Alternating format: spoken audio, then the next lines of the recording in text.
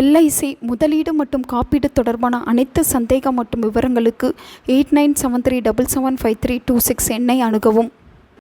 நம் ஒவ்வொருவருடைய வாழ்க்கையிலும் பலவிதமான வேண்டுதல்கள் இருக்கும். அந்த வேண்டுதல்கள் நிறைவேறுவதற்காக பலவிதமான பூஜைகளையும் விரதங்களையும் வழிபாடுகளையும் நாம் மேற்கொள்வதுண்டு.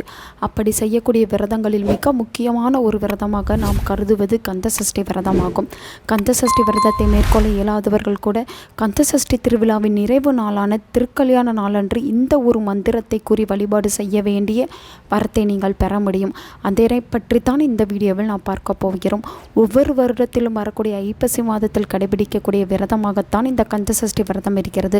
தொடர்ச்சியாக 6 நாட்கள் விரதம் இருந்து 6வது நாள் சூரசம்ஹாரத்தை தரிசனம் செய்துவிட்டு 7வது நாள் திருக்கல்யாணத்தையும் தரிசனம் செய்து வழிபாட்டை பூர்த்தி செய்வோம். விரதம் இருக்க இயலாதவர்கள் கூட வழிபாட்டை மட்டும் செய்வார்கள். விரதமும் இருக்கவில்லை வழிபாடும் செய்யவில்லை என்பவர்கள் முருகனின் அருளை பெறுவதற்கும் வேண்டிய வரத்தை பெறுவதற்கும் செய்ய வேண்டிய ஒரு எளிமையான மந்திர வழிபாட்டை பற்றிதான் இப்போது நாம் பார்க்க போகிறோம்.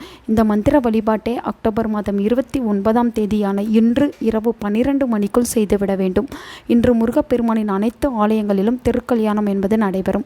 அதனால் இன்றைய நாள் முருகப்பெருமான் மிகவும் மகிழ்ச்சியாக இருக்கக்கூடிய நாளாக கருதப்படுகிறது.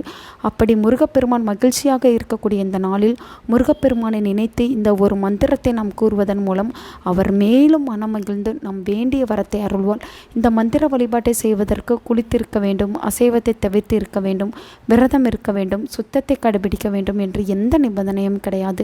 பெண்கள் தீட்டு சமயமாக இருந்தாலும் இந்த மந்திர வழிபாட்டை செய்யலாம். இந்த வழிபாட்டை வீட்டு பூஜை அறையிலோ கோவிலிலோ தான் செய்ய வேண்டும் என்றில்லை. நம் வேலை செய்யும் இடத்தில் இருந்து கொண்டு கூட இந்த மந்திர வழிபாட்டை செய்யலாம்.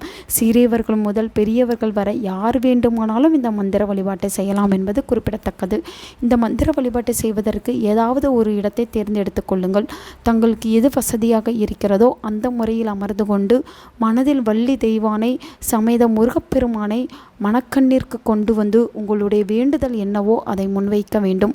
பிறகு ஓம் வள்ளி தேவசேனா சமேத சுப்பிரமணிய பரபிரம்மனே நமக என்னும் மந்திரத்தை 15 நிமிடம் நிறுத்தி நிதானத்துடன் கூறி முடித்துவிட்டு திரும்பவும் உங்களுடைய வேண்டுதலை முன்வைத்து வழிபாட்டை நிறைவு செய்து கொள்ளலாம். முருகப்பெருமானை நினைத்து விரதம் இருக்க இயலவில்லை என்று வருந்துபவர்களும் வழிபாட்டை செய்ய இயலவில்லை என்று வருந்துபவர்களும் இந்த எளிமையான மந்திர வழிபாட்டை செய்து முருகனின் அருளால் வேண்டிய வரத்தை பெறலாம். நல்லதே நடக்கும். உங்கள் நண்பர்களுக்கும் உங்கள் உறவினர்களுக்கும் இந்த வீடியோவை ஷேர் பண்ணுங்க. அவங்களும் இதை பற்றி தெரிஞ்சுக்கிடட்டும். ஆன்மீகம் டிவி தமிழ் சேனலை சப்ஸ்கிரைப் பண்ணுங்க.